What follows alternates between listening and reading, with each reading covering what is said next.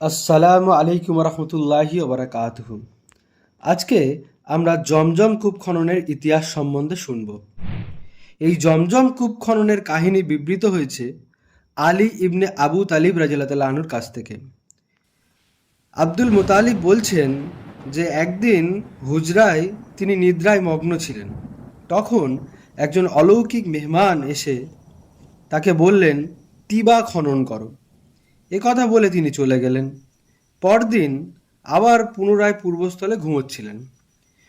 ওই অলৌকিক মেহমান আবার এসে বললেন, বাররা খনন করো। আমি জিজ্ঞেস করলাম, বাররা কি? তা তিনি কোনো উত্তর না দিয়ে চলে গেলেন।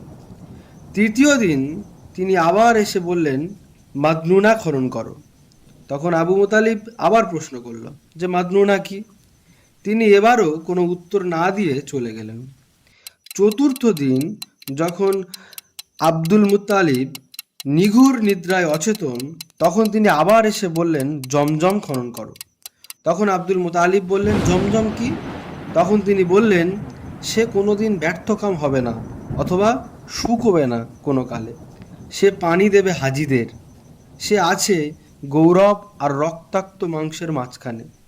দাঁড় কাক ও পিঁমড়ে যেখানেই দেখবে সেখানেই খনন করো। সত্য সন্ধান পেয়ে আব্দুল মুতালিব বুঝতে পারলেন যে বাস্তব ঘটনার সাথে এর মিল রয়েছে। আল হারিস তখন তার একমাত্র পুত্র ছিলেন। তিনি ওকে নিয়ে গেলেন সেই নির্দেশিত স্থলে লোহার খন্তা নিয়ে। বিশেষ করে কূপের সন্ধান করলেন গভীর রাতে, যা কুরাইশদের বোধগম্য হলো না। ময়লা আবর্জনা আর বালি সরিয়ে ফেললে কূপের মুখ বেরিয়ে পড়ল। অমনি উনি চিৎকার করে বলতে লাগলেন, আল্লাহু আকবার, আল্লাহু আকবার। আব্দুল মুতালিবের চিৎকার শুনে সবাই ছুটে এলো এবং বলল, এই কূপ আমাদের পিতা ইসমাইলের। এতে আমাদের সবার অধিকার রয়েছে, কাজেই এর অংশ দিন।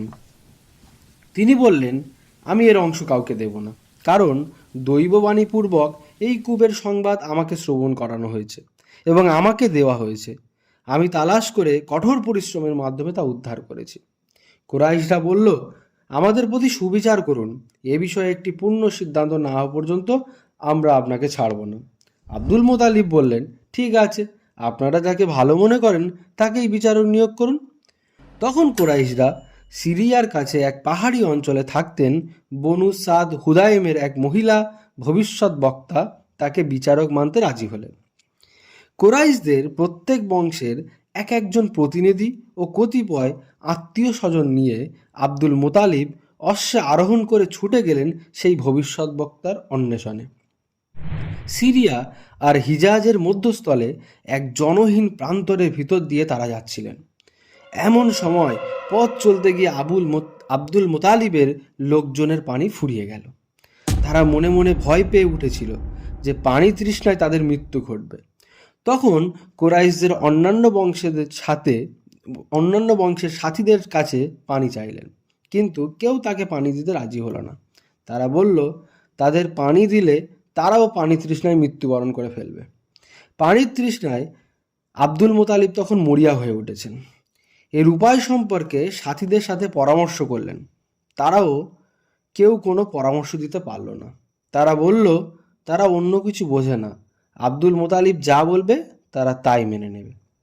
আব্দুল মুতালিব তখন সবাইকে বললেন, হে সাথীগণ, আমার মনে হয় দেহে শক্তি থাকা অবস্থায় প্রত্যেকের একটি করে গর্ত খুঁড়ে রাখা উচিত। আমাদের মধ্যে কেউ মারা গেলে সাথীরা তাকে কবরস্থ করবে। এমন সময় সবার শেষে ব্যক্তি ছাড়া সবার কবর দেয়া হয়ে যাবে।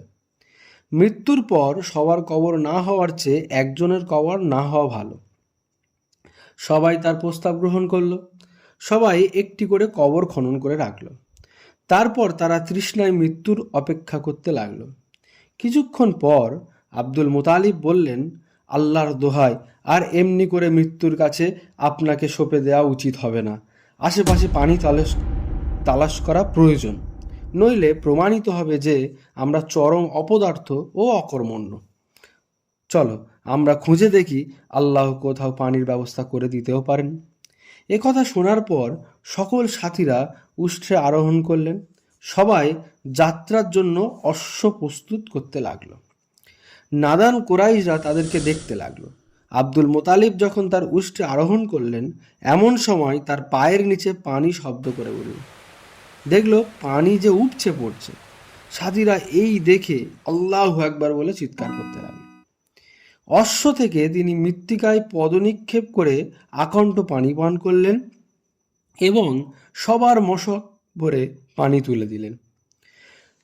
কোরেশদেরকে ডেকে আনলেন। তারা এসে আনন্দ চিত্তে পানি পান করল। এই পানি প্রভু কর্তৃক প্রদত্ত। উভয় দল প্রাণ খুলে তৃষ্ণা নিবারণ করলেন।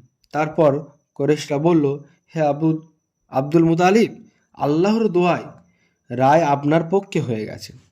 জমজমে আপনার মালিকানা নিয়ে আমরা আর কোনো কথা বলবো না।